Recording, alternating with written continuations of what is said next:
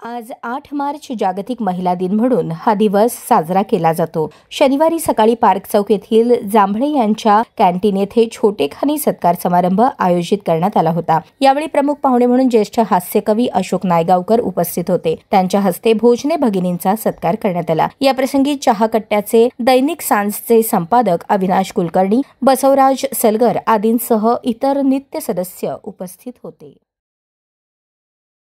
ब्रह्म हे रुजव पोकळीत अखेर होता सोडून देतो कुकर मधली वाफ अनावर आणि शहाण्या शिटी सारखी पैस खारती शांत विसावत बघून घे तू गृहपाठांचे मुलांचं होमवर्क तिनंच घ्यायचं। सही करीत मी रिपोर्टावरी रिपोर्ट कार्डवर मात्र नवरोजी सही करणार। सही करीत मी रिपोर्टावरी विसरू नको पण पेन्सिली समी काढून ते टोकन मुळते अनंत असू दे तुझी नोकरी देव करो आणि डीए वाढो। आमची इच्छा काय, देव करो आणि डीए वाढो। हर महिन्याच्या पासबुकातून क्रेडिट होऊन लवंड माप तूच घरांना पिलर इथे तूच उगवती सगळ्यांचे डबे करून द्यायला तिलाच उठावं लागणार बरं का।